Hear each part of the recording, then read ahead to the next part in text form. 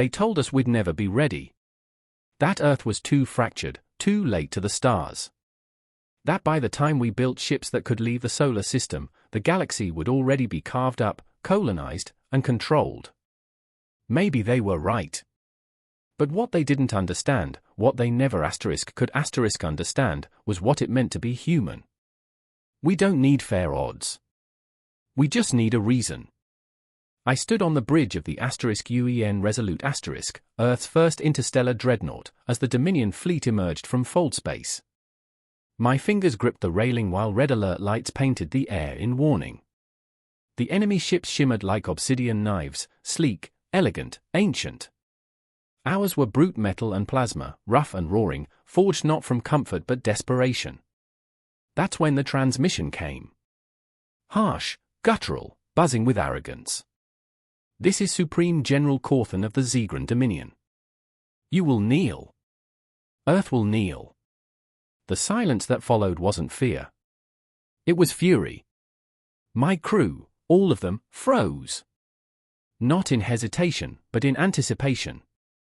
I leaned forward and tapped the comms. This is Commander Selene Ward of the United Earth Navy. Repeat your demand. The voice came again, full of cold certainty. You will kneel. I didn't pause. Kneel first. I could hear a quiet intake of breath across the bridge. Not disbelief, *resolve star. You could feel it like static in the air, buzzing under skin and steel. We weren't outgunned. We were outnumbered. But numbers don't matter when every human on that ship is ready to die standing rather than live on their knees. That was the moment the war began. Not with weapons. Not with ships. But with a single word that split the galaxy in two. The aftermath of Vega Station was a wound that didn't stop bleeding. 12,000 gone in seconds. Scientists, engineers, children. No warning, no negotiation. Just a blinding white flash from orbit and then silence. The Dominion didn't just attack us, they erased an entire piece of our future. That was the day Earth changed. That was the day diplomacy died. I stood in the tactical bay of the *Resolute*, staring at the holographic projection of the Proxima front. Red markers blinked with Dominion fleet positions surrounding our colonies, blocking our supply routes, preparing for a clean sweep. We had days, maybe less. General Elian joined me without a word. Her face was all sharp lines and old scars, the kind of soldier born in the blood of Earth's last civil wars. She looked at the map, then at me. Permission to deploy Dragoon squads. I didn't hesitate. Granted. The Dragoons weren't diplomats. They were trained for atmospheric freefall, planetary breach, and zero-G close quarters. Our enemy expected resistance. They didn't expect the fury of 1,000 humans dropping from orbit like steel rain. We hit Proxima outpost hard and fast. Dominion cruisers bristled with energy shields and polished tech, but they couldn't stop ground troops fighting like cornered wolves. Our railgun screamed. Our drone struck with precision learned from 1,000 insurgencies. Within hours, the Dominion was retreating. Not because they lacked firepower, but because they hadn't faced a species that didn't fear death. We didn't win the battle with tech. We won it with hate, with pain, with the memory of Vega Station burning behind our eyes. That was the day the galaxy learned something vital. Humanity doesn't wait for orders. We bury our dead, then we come for you. They thought they could break us by burning our homes. When Proxima pushed them back, the Dominion retaliated without hesitation. Eden's Fall was a peaceful colony, agricultural, unarmed, home to artists and educators. They didn't even have a defense grid. The Dominion made an example of them. We watched the footage in silence. Orbital plasma strikes turning forests to ash. Evacuation transports vaporized mid-lift. The last transmission was from a child, whispering for her mother. Then static. After that, mercy wasn't part of the equation. That's when we found Nova. The lab was buried beneath the frozen wastes of Cala 7, a Dominion black site. We stormed it on intel from a defecting Zegran scientist. Inside, we found horrors, test chambers, genetic vats, things that pulsed and breathed but shouldn't have. Nova was the only one still sane. She looked human. Almost. Silver eyes that saw too much. Skin too smooth, too perfect. DNA laced with Dominion traits, designed to be their ultimate weapon. But they couldn't control her. So they locked her away. She stepped out of her cell like a queen walking through fire. "You want to win," she said to me. "Then stop thinking like prey." We brought her aboard the * Resolute Star. Half my crew didn't trust her. I didn't either. But war makes strange allies, and she knew things about the Dominion supply chains, fleet movements, comms architecture. Nova gave us an edge. She taught us how to hit them where it hurt. Silent sabotage missions. Viral AIS that turned Dominion ships against each other. We became shadows in their systems. Fear in their minds. They created her to break us. But they forgot the one truth we've always carried: nothing created by war fears it more than the humans who were born in it. We thought the Dominion had limits. We were wrong.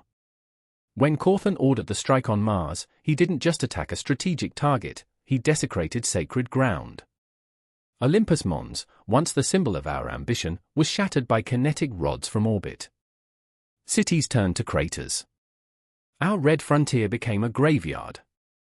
The Dominion broadcasted live across the galaxy. A message, they said. Proof of their dominance. I stood in the command deck, fists clenched, as dust from the largest mountain in the solar system drifted into space. That's when we activated Project Revenant. It had been buried deep, classified so high, most in command didn't even know it existed. Genetically enhanced soldiers. Brain-linked. Emotionally dampened. Until we gave them one feeling back: rage. The Revenants weren't just soldiers. They were vengeance incarnate. No names, only designations. But they remembered Eden's fall. They remembered Mars. We all did. We deployed them to the remains of Olympus colony. Dominion forces were still scavenging for survivors, harvesting data. We didn't send air support. We didn't need it. Revenants dropped from orbit, silent as death. No screams. No mercy. What returned from that mission wasn't a report. It was a warning. A Dominion broadcast, intercepted by Nova, where a Zegran officer cried into the dark, "They're not human anymore." But they were. They were the most human of us all. Born from loss. Forged by grief. Focused by fury. Corthan tried to destroy our spirit. Instead, he gave it a body. He sent another message days later, repeating the same line he'd used before. Humans will kneel. This time, we didn't even answer. We let the silence speak. And in that silence, the Dominion finally began to understand. We weren't losing. We were waking up. We tracked Corthan's fleet for weeks, following whispers through fractured comms and half-burned relay stations. He was hiding, but not from fear, he was preparing. His last known position was Vale E9, a storm-racked moon cloaked in constant magnetic interference. No satellites. No recon drones. Just static and lightning. It was the perfect place for a trap. So naturally, I volunteered to walk straight into it. I led the strike team personally. We didn't bring the Revenants this time. This wasn't vengeance. This was something colder. Calculated. Nova was at my side, draped in armor of black alloy and flexible plasma weave. Her voice was calm. He expects a fleet. Not a blade to the throat. We dropped through the atmosphere in silence. Lightning split the sky, warping around the shields of our drop craft. The terrain below was jagged and wet, slick with ash and ruin. Dominion outposts dotted the landscape like tumors. We cut through them one by one. No alarms. No hesitation. Nova moved like a phantom, her blade singing through the air. My squad followed behind, clearing rooms, planting charges, ghosting through Cawthon's defenses until we reached his fortress at the heart of the moon. There he stood. Supreme General Cawthon. 7 feet of coiled arrogance and polished warplate. Behind him, Dominion banners rippled in artificial wind. "You're persistent," he said, voice low. "But it changes nothing. Your species is fractured. Your resolve is a performance." I stepped forward and leveled my rifle at his heart. "You think this is a performance?" I said. "Then let me show you the finale." We opened fire. Plasma lit the room. Explosions roared in the distance. He didn't kneel. Not yet. But the cracks in his armor had begun to show. Cawthon escaped through a back-channel fold gate, bleeding and furious. We pursued, but Veil 9's storms crippled long-range scans.